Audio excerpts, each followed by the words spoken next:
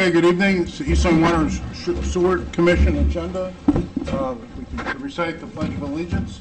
I pledge allegiance to the flag of the United States of America and to the republic for which it stands, one nation, under God, indivisible, with liberty and justice for all.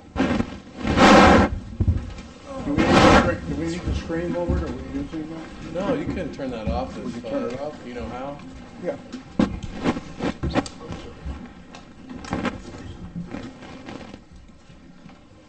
Are we recording? Yeah. All right, I want to mess with that. We'll just leave it on. Okay. Okay, first is the approval of the minutes, the regular meeting minutes of June 23rd, 2026. Do I hear a motion to approve the minutes? So moved. Do I hear? Yeah, I have a second, okay. Any discussion, any changes or corrections to the minutes? Not hearing any changes. All in favor signify by saying aye. Aye. Any opposed? Any abstentions? I'm going to abstain. Michelle Williams, I was not here. Okay. All right, are there any public delegations that would like to address the Water Commission tonight? Any public delegations? Hearing none, we'll move on to the correspondence log. Let's see what we have here tonight. Okay, we have several items. A letter from the New London WPCA was their meeting minutes of 5/21. A letter from the Waterford Utility Commission, their meeting agenda as amended. From the SCWA meeting minutes, also the Representative Advisory Board to SCWA roster, also their chairman's report, and then from the New London WPCA, their meeting minutes in draft, their meeting agenda. And then to me, from the chairman of the ELWS Commission, a sewer capacity request letter. And that was from me to the Paul Hinch of Connecticut Office of Policy and Management. Another letter on sewer capacity to the New London WPCA. And finally, a third letter from me as chairman on sewer capacity to the Waterford Utility Commission. So that is the correspondence this evening. We don't have any billing adjustments tonight, and there are no bills to approve. So the next is the discussion and possible action on sewer shed line revision regarding 30 West Lane. And we do have an opinion letter to help guide us from Carmody Torrance, from Tim Bleasdale. We can make that part of the record. Do we have a presentation? Yes, sir. Hi, if you wouldn't mind introducing yourself. Sure. Good evening, Mr. Chairman, members of the Commission. For the record, my name is Michael Harkin. I'm a professional engineer and principal of Harkin Engineering, located at 78 Wolf Hollow Lane in the town of Killingworth, Connecticut. Here tonight on behalf of my clients, the Mannings. They own and have owned the property at 30 West Lane over in Old Black Point. We're here tonight for a possible sewer line. Sheet here for you. Sewer line boundary revision. You may remember just recently the city has installed the main in West Lane up until Bond Street, and then took a hard easterly direction down Bond Street, but they left the stub right here in West Lane to continue on the sewer main. What you see here in yellow is the approximate existing sewer shed boundary line taken off your maps. You can see it takes up only a third of the property on 30 West. We're asking that what you see here in pink basically take the full property of 30 West Lane so that the owners can tie into the existing sewer system located at the Bond Street / West Lane intersection. Now you can see on our plan We do have a full water and sewer plan on the next sheet of our project plan set. You can see in green, we highlighted basically the house and the proposed barn tying in, coming down into the manhole, and then extending the sewer main up from that stub to the proposed manhole in the street. This is a tear-down rebuild of an existing residence, virtually building the house almost exactly right on top of the existing house, and again, building the detached barn on top of the existing detached garage. So that's what we're here for tonight, more so for your consideration of changing to that magenta line that you see there.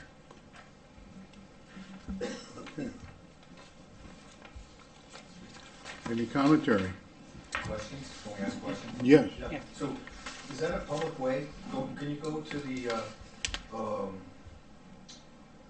either one of those? But I think the one that you showed the sewer tie-in, so you're only occupying that road there a short period of time. But Yes, sir. Is that a public road or is that a private road? So it is a public road. We've gone through this. Town engineers weighed in. Ben's been involved with all our conversation and our emails. The town did not know where the portion of public road and private road ended or begun. There's a gate there, so Yep. that's a good symbol of me. That's to what we say thought, too. private or public. Yeah, But- that's what we thought, because when we first started the project, going into every department, everybody's like, hey, it starts at the gate. The private road starts at the gate and continues on. That's what you think, but it doesn't. We had to Where do does it start? a lot of research. It starts at the two poles. Oh, so that's why you decided right there. That's why we said, okay. At first, we didn't know. Going back and forth with Peter, we thought it was the gate. We said, you know what? Those poles are there for a reason, so why don't we just revise the plan? Initially, we were tying in down by the gate, and then talking with Ben, we said, hey, let's just move it up past those poles. And the research from Peter basically said, hey, we're showing them at the metal poles. We had our surveyor look into it, and he says, yeah, we kind of believe that they're at the metal poles as well. Okay, so the gate is way down here. We're about 20 feet, 25 feet away. Where does the rest of Old Black Point tie into sewers? So there's no sewer south of this location, Any of those houses? right? Yeah. How about on the other side? I'd have to pull it up to look, but There's no sewers down there. well, it does extend down to a point, but I imagine it's probably in the same latitude as on the west side. But I could find out for Was there you. a reason why? I don't know why, There's sewers no. down there? No, I don't know why. Yeah. I didn't even know it was a town road until we started looking into this, so. Yeah, it's kind of weird, the funky, the roads down there, because town approved road is going right here, but that's no man's land before it gets into private. I mean, it's not a road that we plow or anything like that, but yeah, it's not a private road, it's kind of a in-between from Bond to that spot that he's talking about. Yeah. All I can tell you is I'm being told that that section is in the public right of way. And we would be taking on about 65 feet of sewer main that the developer is going to construct so that they can connect to. They would pay for that, right? They would Yeah, pay for we that, pay for all yes. that. And they're gonna pay for the assessment as well. And then we have to pay for the road to be milled You know, and then repaved. I've got a question. Right now, you have a section of pipe that comes out and ends there. Yes, sir. Will you do that same thing there in case someplace down the road we end up oh, would he stub it past that stubbing section? past that section where you do So with the manhole being there, that would be something up to Ben if he would want it stubbed further. Because you have the manhole right there, it's easy to core into that manhole if you decide to extend into it, easy enough. The difficulty with moving forward, let's say you wanted to put the main up the private road, or somebody way down in here in Old Black Point wanted to extend the main all the way up there, they have to go get a right-of-way, an easement from the Old Black Point Association to put that in there. There's a lot of hoops they have to jump through to extend that. You know, my personal opinion, the reality of that main going any further. I don't think it's gonna happen unless the whole association wanted to loop it all around to Old Black Point and then tie back in on the other side. And any feedback from Ledgelight on this? I mean, I assume that it is adequate for septic if it's a rebuild. Yeah, so we soil tested with Ledgelight, went through, did all of it. We had a preliminary septic system already designed there. The soils are great there, it's sand and gravel, it can house up to a 6-bedroom house. They don't want a 6-bedroom house, they want to keep it at the 4-bedroom that they have. And then we said, hey, you know, we're gonna put a septic system in, but you have sewers right there. We thought it actually extended up further.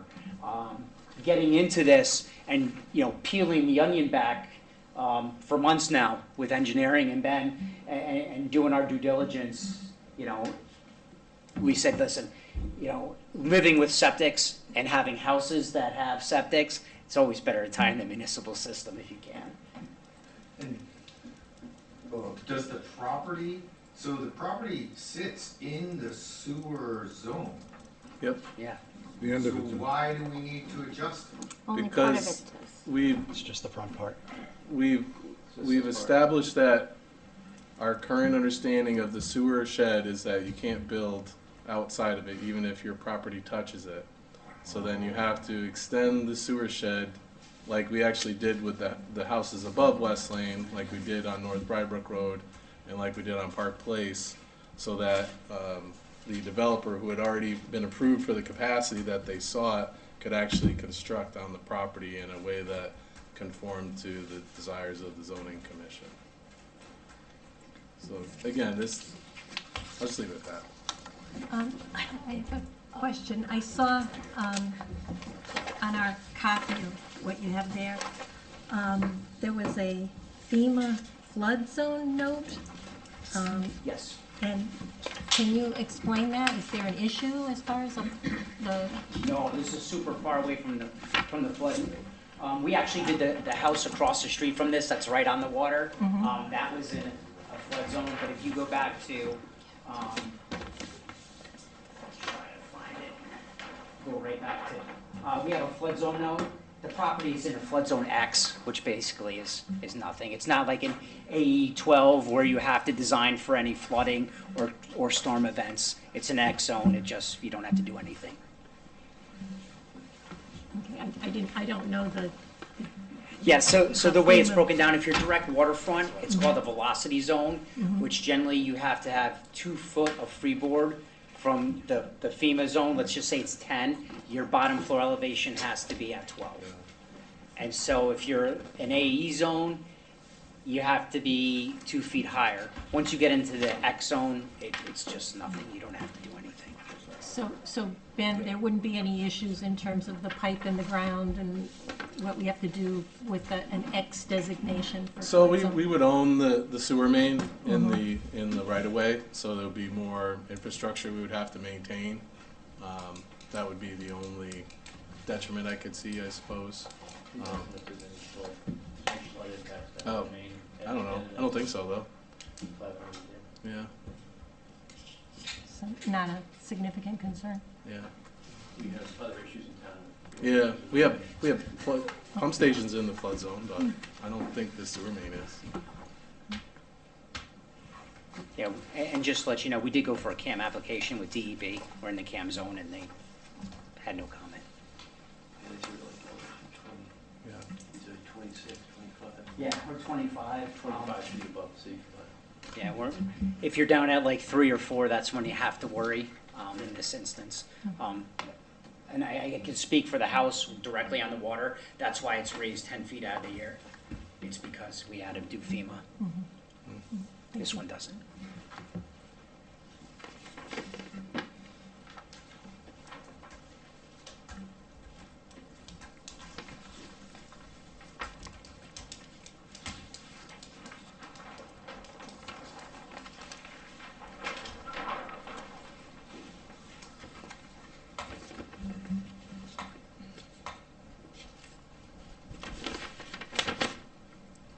Mr. Chair, would you accept a motion at this time? Well, I'm interested to hear if there's any more comments or questions. And just to confirm, what is the estimated amount of capacity that would be needed for? De minimis. I didn't do a calculation for a house. I don't do that. Four Yeah. bedroom, single family. Yeah, Yeah, yeah. if you do 150 gallons per bedroom, it comes out to 600 gallons per day, maybe. You know, the reality is probably more like 300 gallons. Yeah, I think even the fourth bedroom is only 75 anyway. Yeah, I think that's accurate. Any more commentary? All right, hearing none, do I hear a motion to approve or deny the Water and Sewer Commission to allow the revision? I'll make a motion to extend the sewer shed to encompass 30 West Lane property. We've done it, other properties on that same road, so. I'll second it. Okay. Any further discussion? I just want to read some of the suggested language I would- yeah. attached to this motion. idea. If we're amenable to just adding that this Yes. is for the sole purpose of construction of a single-family home on the lot, and the revision in no way allows for an increase of dwellings on the property. It's simply meant to allow flexibility in the construction of a single-family home on the property, part of which is already in the sewer shed. All right, so again, do I have a motion as it's amended? So moved. All right, that's moved. Okay. So if there isn't any further discussion, all in favor signify by saying aye. Aye. Any opposed? Any abstentions? Motion carries. Thank you guys so much. Thank you. Have a great night. You too, thank you. Next, our Finance Director's report. It's 7:18. I think this is the earliest I've ever had a finance director's report. Just had to put that on the record there. Okay, and we're on. This is very impressed. Okay, so really, I spent some time on the water department this week. Not really the sewer, so we can touch on water for a second. Your packet, you have revenues on the water of $5,726,466.20. Since this was presented to you, we posted interest income for June. That raised the number at the first line there, interest income, $135,245. That number is now north of $156,000. So we're just going to make sure all of the interest is posted to all the accounts, but right now, all in, we are just shy of $5,750,000. We're about $2,000 short. So we'll see what happens, with open items, and maybe we do hit that $5,750 number. Just to let everyone know what we were for the prior year, we were a full $1 million higher collected. So last year we collected $4,749,655. So Great. full million there. On the expenditure side of things, if you want to flip it over one page, you are looking at $3,988,000 of actual expenses on a $5.2 million budget. There's a few things here we still need to talk about. So we've spent just shy of $4 million. If you go to the very bottom, you can look at the capital reserve. There's $461,359. We will be doing a journal entry to move that into one of the construction funds. In this case, it's water, so the water construction fund. Okay, so that number will jump by $461,000. Don't be alarmed next month when you get the report and it's $4.5 million spent. Okay, of that as well, when you look at the encumbrances line, the 26 it says encumbrances requisitions. Your spreadsheet shows $176,403. We've been doing some clearing. We are down to $72,000. So, and that's really made up of. I got the list right here. There's about 20 POs. There's one to Weston Sampson for $20,000, and there's a few larger ones down here. So we're really tightening things up. So this is in great shape. 70,000 open POs. We still have 3 days left before I start really hammering these departments to get these bills paid. So we're in good shape this year on that side. And mind you, these might be in the processing to be paid, but they don't process until Thursday. So there's some timing to this. I have a quick question, sir. Oh, hold on a second. So, I know you had mentioned the 2026 revenue missed, but I know that, we switched over to Munis last year. Did MCSJ allow us to carry the billing from the May previous fiscal year and keep it into that fiscal year? Just for the record, your revenues is 500,000 over budget. No, last year, fiscal 25. Oh, Because you said it was like 4.8, and the target was 5.2, and I remember we carried over like 400 grand. Because Yeah, we keep collecting, but like if we collect in July from the May bill, it shows up in the fiscal 26. yeah, it should show up in the year it's collected. I don't know if MCSJ did that. I don't remember that us trailing like that. I just didn't know if it was worth mentioning. Well, it's worth mentioning, we are a week or two away from issuing our 2024 audit. So those numbers will be audited, finalized, then we'll jump into the 2025 numbers that Ben's talking about. So that 4.75 million is unaudited. Do I see that jumping drastically? Unless there's revenue sitting in an accounts receivable account, something like that. Because we did change accounting systems from 24 to 25. So there could be something like that Ben's referring to. But I don't want to breed that into the ethos. So we're gonna just use these numbers for now until we the auditors or myself change them. But for now, these are our best numbers as of 6:58 tonight. So with that, we'll just jump over to the sewer for a second. Same thing, sewer over collected by about $150,000. Overall, you get a $3.1 million budget. We collected about $3.3 million. We like to see that. On the expenditure side of things, again, I haven't had a chance to close these purchase orders. So you can see we're at about $110,000 of open purchase orders. So we'll go through, clean that up as well. But again, this fund as well, let me look here. We still have to transfer, if you look at that last line, 59030, capital replacement reserve, there's $375,000 that need to be moved. Okay? So when you're looking at this number is closer to $3 million, right? So there's just a few accounting entries we have to do at year end to move the money from the operating budget into the multi-year capital funds, right? So, yeah, both of these are quote unquote above water. For the, you like that? I didn't even mean to do that. I just didn't know what else to say there. I was gonna say we're in the At green. least you're not saying they're down the drain. Yeah.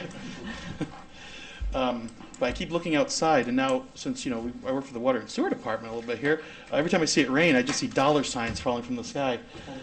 So, and I keep thinking of Ben every time it rains, it's like money's falling from the sky. So. There you go, pennies from heaven. So I don't have anything to report on the sewer assessment fund just yet, but next month we'll also include sewer assessment because there is, investment earnings in that fund, right? So as long as that fund has cash in it, we'll keep collecting that 4 or 5-ish million. But just at a macro level, as the Fed keeps that interest rate and it's not reducing it, we'll see that in improved interest investment earnings, right? So there's a direct correlation. What we invest in, there's only a few things we're allowed to really invest in. Most of our money's at the state of Connecticut in a STIF, short-term investment fund account. That's paying 3.75%, I believe, right now. So we're doing pretty good. Great. Thank you, Kevin. Can I ask a question? Yes, of course. You're gonna generate a report on the bonds and the, I will email that over. I have a report of all our bonds. We fill out a debt schedule. Do you want, what do you? I think I gave it to you guys last, 2 meetings ago. I gave you the entire bond package. But, yeah, I did that. must have been a I'll give you a long quick meeting. number, Dave. Hold on one sec. So on the water side, I got this all done. That's principal, that's interest, principal and interest. On the water side, we're about $10.3 million in debt. 10.3 million. Hold on. 9 million. because this goes to 24, so we're in that 24 year. So I'd say approximately about $9 million, because you don't count 24, 25, these are all Yeah. past. Then we're gonna drop Jeez. under, what is this, roughly $1 million between interest and Yeah. principal? Like 2030, hmm These drop off. yeah. 2031's gonna be a great year. Yeah, the 2019 refunding bonds we have will drop off Yeah. in 2030. That's why we're gonna do that new well then too. Bandstand. So the idea is not to bring in a new capital project and more bonds until you pay one off, so your debt service is smoother instead of spiking. So, Are we covering our debt service with our investment? Yep. no, you're not bringing in $1 million. Yeah. Covering it by your water bill. Yeah, your annual. No, I'm saying like, you know, the debt service part, not the whole debt, like not the Yeah. principal, but Well, debt interest, are we covering that? Like the debt interest is what? are we covering the? We just said we're making like 3%. We're close. So our debt interest was 180, and we brought in 156. So that's not too bad. That's really good. It's only line Yeah. That's good. That is a Okay. great customer affordability strategy that is often underlooked, so thank you. Yeah. Great point. Yes. Yep. Good And point. Kevin didn't mention it, but I'll fall on the sword that it looks a little funky because, I didn't have the percentages on here, but at one point, and I blame myself, the bond interest and the bond principal got swapped in the budgets. So like, they net the same amount, but one looks really high and one looks really low because they actually got reversed in this reports. But we're gonna. It's 58320 and 58790 for those in two either areas. August, probably more likely September, we'll do like a final reconciliation where we'll have you guys approve all the transfers that we're gonna do to make everything kind of drop out. Probably next month. And next one? Yeah, because you only have 3 more days to pay these bills. Yeah. Okay. Next month. Next one. Okay. Thank you for your report, Kevin. New projects. Any updates? Not new projects, but project updates. I think I'll save that for the next meeting. Okay. We're just waiting on DPH to approve our PFAS projects right now, Yep. so we'll wait on that. Okay, not much to report from me. We came from the debrief on the East Lyme Day, and surprisingly, they think it was almost 10,000 people that attended, even though we had the rain. Was what the numbers thrown out today. I don't know if it was quite that high, but people showed up, and it was sort of a different crowd than you normally see, but it was, I think, well enough attended. The Old Town Police Station, that analysis is moving along. The interior samples have been taken inside the building, and we asked them to wait till after East Lyme Day to start work on the outside, doing core samples around the parking lot and to find out what's there. So that is moving along, and we hope in the not-too-distant future we'll start having some results so we can assess what our next steps should be. So that's where we stand on that. That's all I have for this evening. Water Department monthly report. Yep. So we had as we normally do this time of year, we had a significant jump in water production. You can tell that it's not. It's usually hit or miss. You know, I'm looking at May over the last 10 years or so, and we hit 44 million like we did last year in May, but we're up to 57.5, which is pretty much. I see some other 57s in there. 2024, 2023, we had even higher demand in this time period, but we're hitting that summer stride. But really happy that we've been getting the precipitation that we need. So right now we're not in stream flow restriction with any of our wells. We got 441 hydrants flushed so far this year, which I don't think we've ever gotten this far into the early portion of the year in doing that. So staff has been doing a really good job with that. And we recently hired 2 new employees, We had one leaving, and we had one approved through our budget to hire another. So really excited to bring them on in the next, I think one starting next week and the other starting the week after that. And I think we're going to be able to continue the progress that we made in working on the system. And I think we're actually getting to a point where I feel like we're being sustainable in a way in our operations, and that we're able to maintain the equipment that we have. So I'm happy to report that, and I'm hoping to give you some even better news towards the fall when we resume our flushing. Right now we're going to go into just hydrant maintenance, painting, greasing the caps, things like that.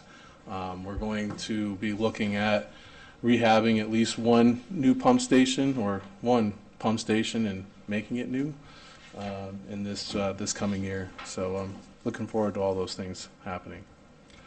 Can I ask a question about the flushing schedule? Yeah.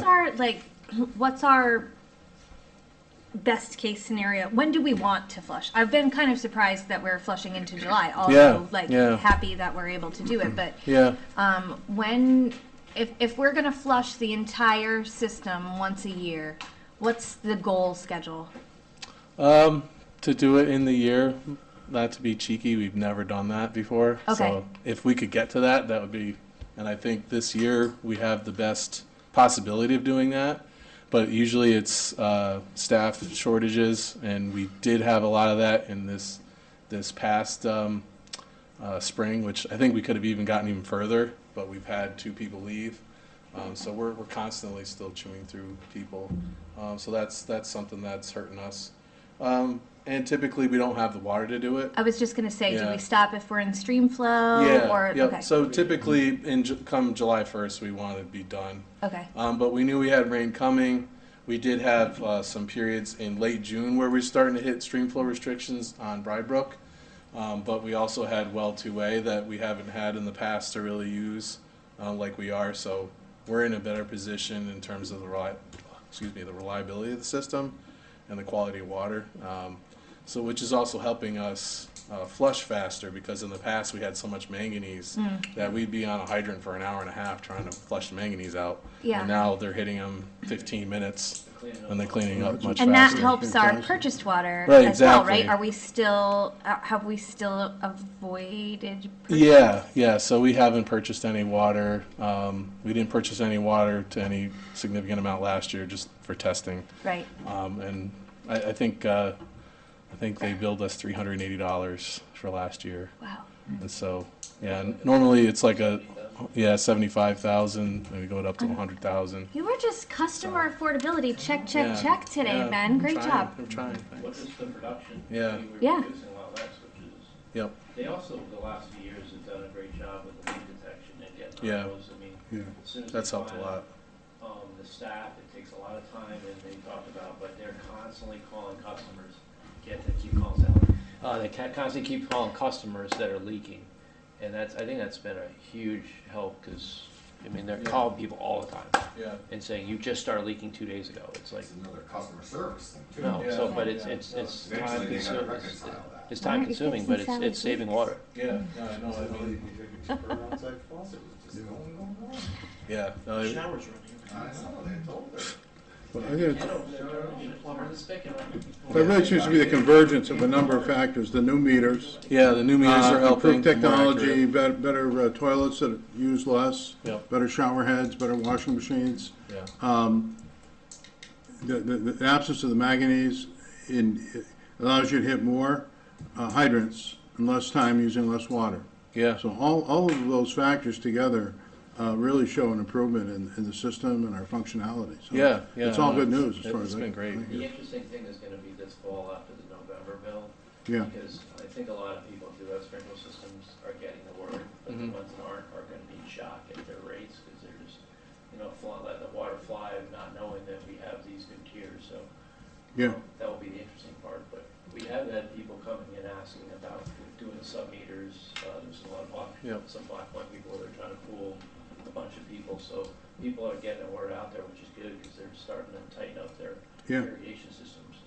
You're gonna see really. I didn't actually give you guys the fiscal 27 reports yet for finance, but we're going to spend a lot on meters again. Obviously, we needed to buy these Allied meters, and I budgeted like $7,500 for more meters, but we're gonna see offsetting revenue, but you guys are gonna see that we're gonna be investing more in these Allied meters for irrigation customers. So there has been a lot of activity over it, which is good. Yeah. Glad to see that, How- that it's catching on. Yeah, how are we doing on non-revenue water? I mean, all of these things have got to be driving that down. Yeah, so it has come down. I don't have a number to report right now, but it has come down quite a bit. I am going to be working on that soon, though. Congratulations, by the way, I see we're down to 25 meters. Yeah. It's too bad Joe's not.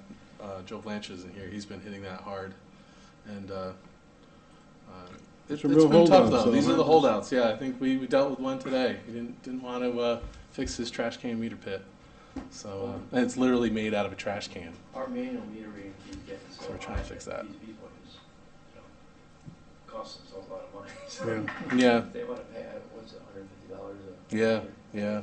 That's $300 a year to read the meter, so if they want to keep paying, that's crazy, but I think the incentive is there. And how Yeah. about the electronics system as far as picking things up? You were having Yeah. some shortfalls, you get it. around those? Well, so one thing I can say is that even though our production is showing lower, back to Michelle's question, we did have to give CWWA our sold numbers, and our sold numbers are actually higher, even though our production is lower. So I don't have that number off the top of my head what the lost water is right now, but I can tell you that, all these things that we're doing are resulting in less water produced while we're still selling, if not more water than we were before.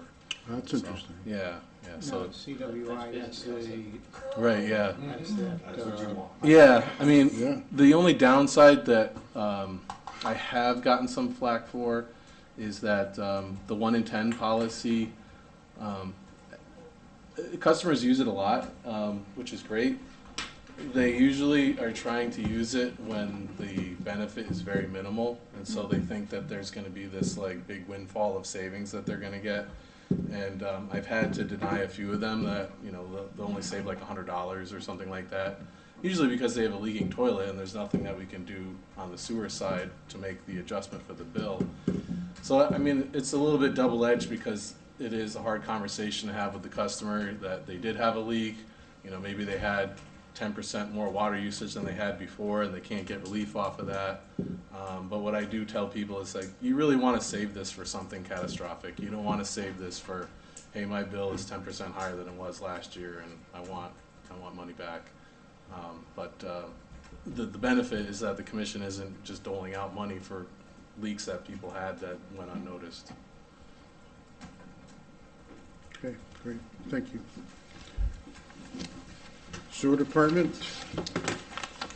Yeah, so not as much to report on the sewer department. Flows have kind of, say they've stabilized where they typically do this time of year. We did see that, we're still working on working with the state and trying to get movement on Brybrook. It's very hard working with the state. I'll leave it at that. You gotta send a lot of emails. You gotta knock down a lot of doors. Yep. So. Squeaky wheel gets the grease, though. Squeaky wheel, yeah. I try to squeak a little bit, but There you go. we'll get there. I'll try to help you. Thank you. Okay, that's it for our sewer department report. Sewer capacity subcommittee. Yeah. Well, we've been studying sewer capacity. Yes, we have, and I'm hoping that in August we'll be able to have a draft report ready for the subcommittee to look at. We've done a lot of work Yep. on our side to produce the data for the engineer, and frankly, that's why it was only a $40,000 study. I mean, that's like 15 minutes of engineer time. So we put together a lot of information that really encompassed a lot of different data points in town. We had the assessor's office information. We've had old, we used the town clerk's office to get all these land record information.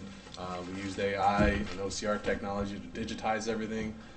So it was a big undertaking.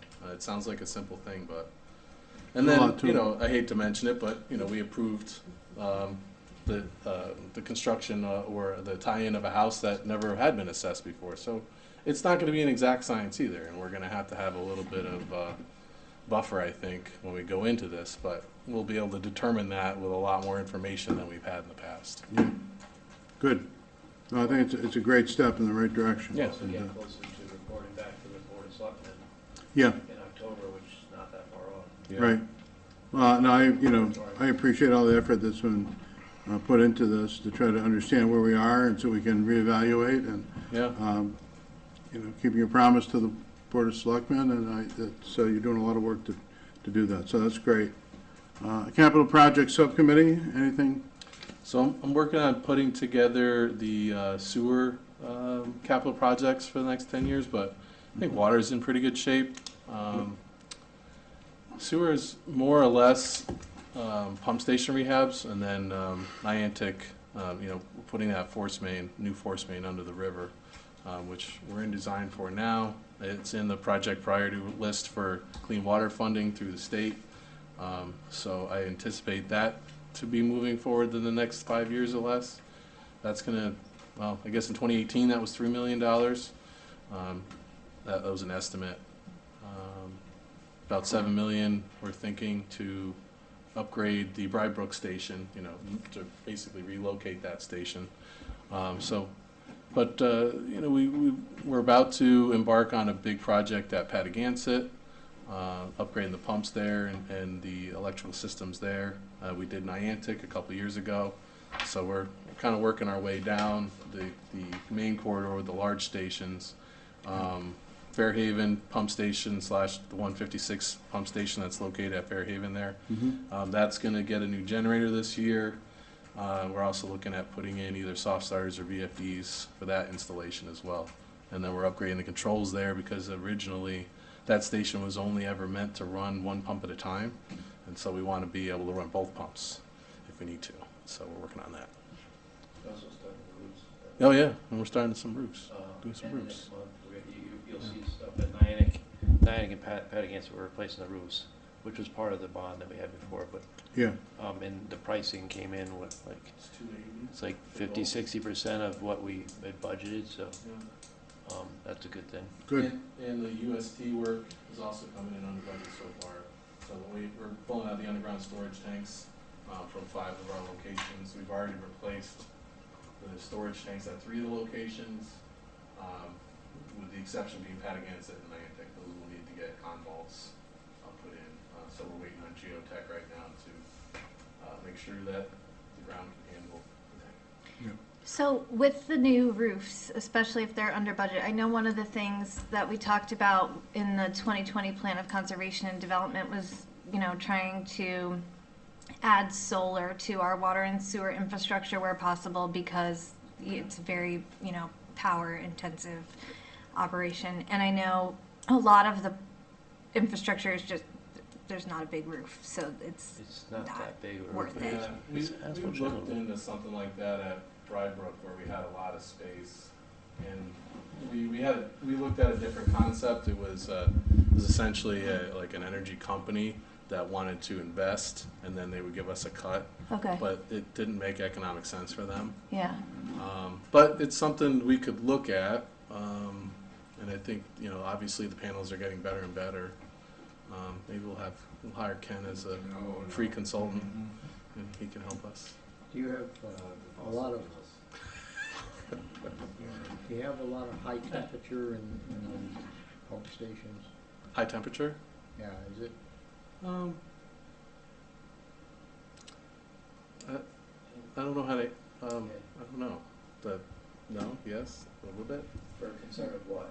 Yeah, where are we Probably going? the biggest thing for killing roofs is, Oh, heat inside. Part of it Yeah. is adding the proper insulation. yeah, it's gonna have 4 This is inches not- this of is not foam just a board. rip-off. I mean, Yeah. it's like a fake leak, it's like now, but they have to do a whole like roof, because right now it's just so it's Yeah, but, I Precast. mean, it wasn't like that, those roofs, wore prematurely. They're 35, 40 years old, so, I mean, Yeah, they did a great job. We had a lot of solar powered heat exhaust system to put The right detail- in the roof, you know. The Yeah. details going in there, we had an architect put together plans, we had good luck with the same people we used Yeah. at the community center that, there was some like material manufacturer that was saying, oh, you need a $2 million roof. We got for the community center, we got an architect and it ended up being $400,000 instead of $2 million. Well, here, the same person was like, oh, it's gonna be $800,000. The architect put together, and then we were able to put a good set of plans out that was able to be bid by, I think, so, that $500,000-$600,000 estimate came in at $270. Yeah. So, and it's a very, we didn't put together the roof plan, it was done by an architect, they're the ones signing off on it. It handles the insulation, it handles all of, it's an appropriate one. If it had to have solar, it could probably have it, but that's a decision for later, but it has the ability to do it.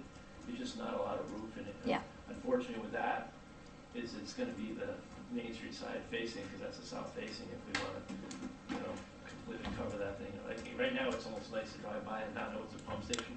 I mean, But you could put them up there, I guess. Let's get the roof in, and it's a possibility.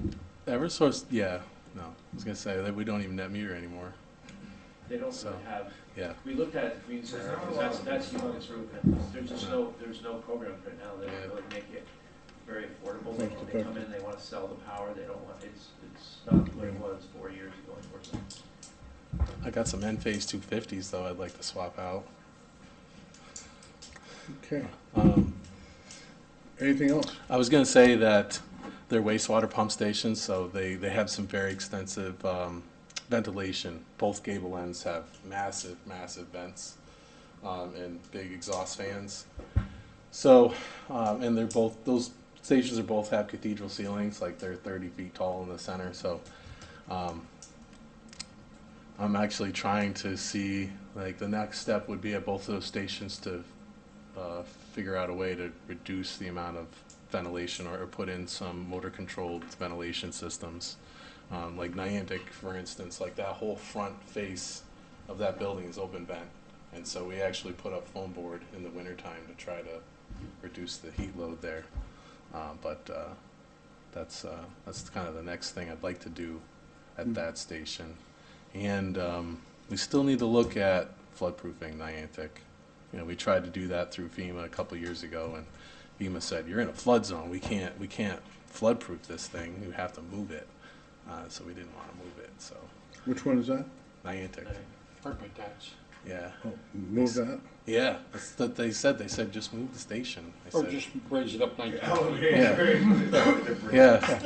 I said I'll ask. I Let's mean, put it I'll- on stilts like they do down in Yeah. Florida. It was Just just a pipe coming in the bottom, right to the ground. make the pipe. There's a will, there's a way. But what we were gonna do is look at floodproofing that area and also putting in. They're basically like channels that bolt into the side of the framing of the building, the CMU block, and then you can stack units up and you can seal out the doors, something like that. That's kind of what we were looking at. So, Yeah. Some base has that all over the place. do they? Yeah, yeah. Yeah, maybe we It's- should talk It's not about flood-proof. it. No, Slows it down. it's floodless. It's like stainless. Yeah. Well, I mean, fortunately, that whole bottom of that station now is essentially has submersible pumps, so we could flood that whole bottom out. But Has that station? Rather not. Has that station ever flooded? not that I know of. No. Right, station's You'd 30 have years to old. have wave action to hit it, and Yeah. a lot of the issue with Niantic was that recently, and like by no means am I a stormwater expert with the stormwater things, but I do know that FEMA introduced this concept called a LMWA, limit of moderate wave action. Before that, Niantic wasn't in a flood zone, and then they said, well, it could get hit by waves somehow, so then that became part of it. We did some work with Race Coastal Engineering to see if the transects for the LMWA could be changed, which is called like a letter of map revision, where we go and we say, hey, FEMA was just using an estimate, and this is actually the accurate depiction. But it seemed like that was going to be an uphill battle to get FEMA to reclassify that station. So it didn't seem likely that it was going to allow us to do that. Yeah, well, and it was funny because Scott and I were trying to work together to figure out how to mitigate everything, but yeah, it's some of the new regulations have made it hard to flood-proof things like that. Okay. I have one more question for you. Sure. We got quite a bit of rain and droves on a few things. How's the wastewater, what we've done in the beaches, Crescent Beach, everything, the new manholes and stuff like that? Do we see a significant reduction, or? I don't know if I would say significant just yet. I'd have to get back to you on that. It hasn't, at the macro level, I haven't seen it, and frankly, I don't have any flow meter data, so I don't know how to give you an answer. None of these stations, except for that one over there, has a flow meter. It seems like it's less coming out of that one. But we are going to work on a project to do that. We're running into difficulty though with the meters and trying to install them inside the stations. The stations never even had provisions to put a meter in, so now we're going to have to dig outside the station and tie into the force main itself, because typically you need like 4 pipe diameters ahead of the meter and then at least 2 pipe diameters after the meter to give yourself nice laminar flow through it. And we're having some difficulty with that because, again, these stations were just, you got 2 Gorman Rupp pumps, it comes up and it goes into a wall. So there's really no place to put a meter. But that's something that we're working on too, and that will help us when we do start going into our I&I project to really find where we're going to be looking. Yeah. So How more to much- follow on that. How much linear space do you need? So that it wants to measure, it's looking for the laminar flow Yeah, inside the pipe. yeah, And so you need a certain amount of linear, yeah. Straight pipe. Yeah, you need nice straight pipe, no fittings, no bends, things like that. Because if you have it water's tumbling through it, it's not You gonna can't measure disturb the flow. properly. Yeah, it interrupts it. yeah, and so we're getting signal problems in the couple that we've tried installing.